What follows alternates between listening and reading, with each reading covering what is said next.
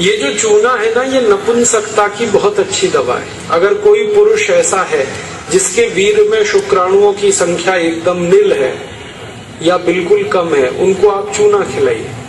2-3 साल चूना दीजिए उनको गन्ने के रस में, वीर्य में शुक्राणुओं की संख्या बढ़ेगी। ऐसी कई माताएं जिनके शरीर में अंडे नहीं बनते, ओव्यूलेशन का उनका गड़बड़ी है, उनको आप चूना खिलाइए, बहुत जल्दी उनकी बीमारी ठीक हो। ये जो चूना है ना, आपके रीढ़ की हड्डी में कहीं कोई तकलीफ आ जाए, जैसे कई बार रीढ़ की हड्डी का जो लंबर रीजन है, इसमें गैप आ जाता है, L1, L2, L3, L4 के बीच में गैप आ जाता है, इसको ठीक करने की ताकत चूने में ही है। चूना खाइए। कभी हड्डी क्रैक हो जाए तो हड्डी को जोड़ने की सबसे ज्यादा ताकत चूने में, चूना खाइए।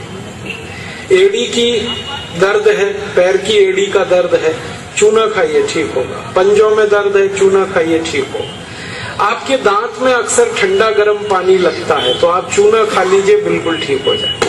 दांत में कीड़े बहुत लगते हैं, चूना खाइए, नहीं लगेंगे।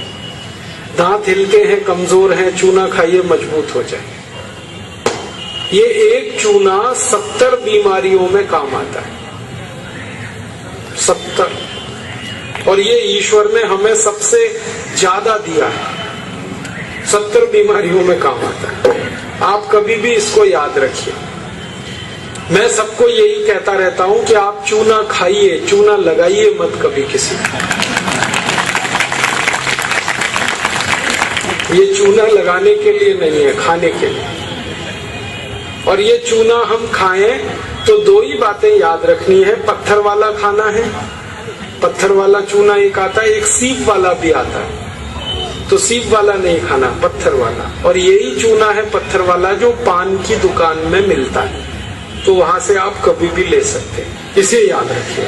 बस एक ही व्यक्ति चूना ना खाए, एक सावधानी है इसमें। जिनको पथरी की बीमारी है, जिनको गॉल ब्लैडर स्टोन है, वो चूना ना खाएं।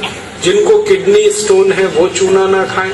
जिनको मूत्रपिंड में पत्थर है, वो चूना ना खाएं। बाकी सब खाएं।